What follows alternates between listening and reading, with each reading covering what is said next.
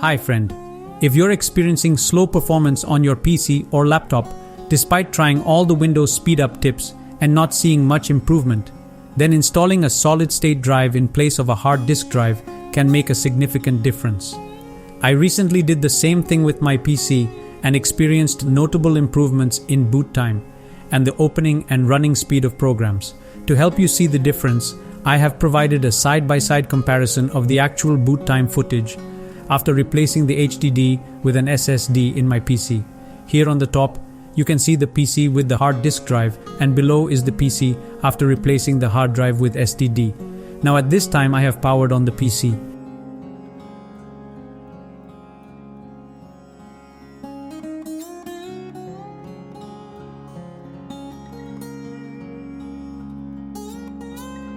And now the PC with the changed SSD has booted up. However, the PC with hard drive is yet to boot up. For reference, I have provided the timer to let you know the difference between the boot up speed. And you can see that it took 15 seconds more to boot up. By just simply replacing the hard drive with an SSD, you can see a remarkable difference. So I highly recommend replacing your hard drive with an SSD if you want to increase overall speed and performance. You can perform this upgrade yourself, and I will guide you through the process by demonstrating how I changed the SSD in my PC. By following along, you will also be able to change it easily. Before changing the SSD, you have to clone the operating system of the hard drive to the SSD, or you can easily freshly install the operating system after changing the SSD. If you want to freshly install Windows in the SSD, then you will find the link to the video for installing Windows by making a bootable USB in the description below. To clone the hard drive, you will need a SATA to USB adapter, which is easily available online. Then you have to connect the SSD to the PC. You won't see the SSD drive when connected. Like here in my PC, only the hard drive is visible. That's because you have to allocate a drive to the SSD. For this, you have to go to Disk Management. And here if GPT is selected, then click on OK. Here you can see that your SSD is unallocated and the unallocated drive is denoted by black color. Here in the unallocated drive, right-click on the mouse button, then click on New Simple Volume. Then click on Next. Then here you can allocate disk size. As I want a single drive, I will leave the volume size full and then click on Next. Here assign a drive letter and click on Next. Then here also click on Next and then click on Finish, and your SSD drive gets allocated, and like the rest of the drives, the black line will turn to blue, after which your SSD will start showing as your PC drive, as you can see here. After this, you have to download the cloning tool.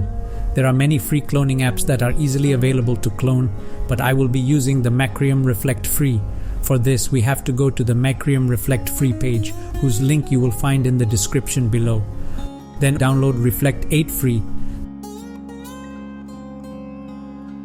Then open the downloaded installation file and click on Download.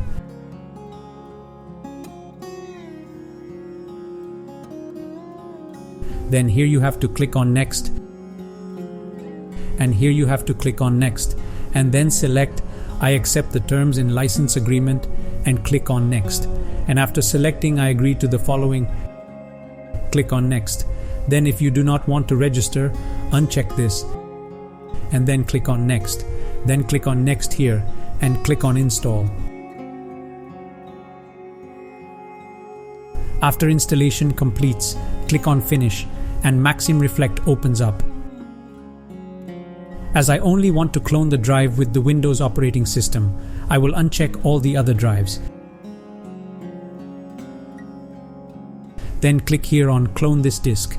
Then click on Select a disk to clone to, and select the drive you want to clone the Windows drive to. Then click on Next and then click on Finish.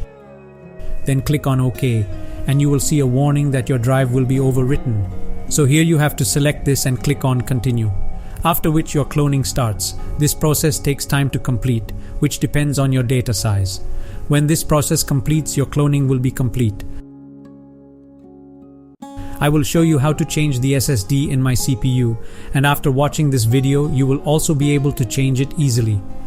Due to the compact size of my CPU, it takes some effort to access the hard drive, But for normal size CPU, by removing a few screws, you will be able to remove the cover of the CPU, which will reveal the inner components, which will appear like this. Your hard drive will usually be fitted on this side, which you will be able to access easily and replace it. Now in my CPU, follow along with me and you will get an idea about how easy it is to do so.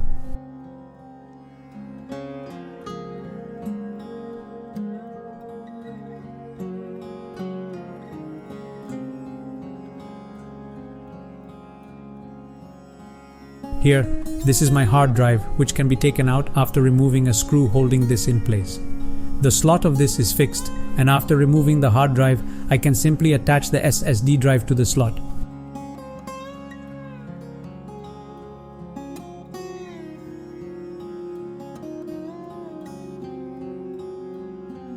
Here you can see it has similar grooves, and accordingly you just need to plug it in.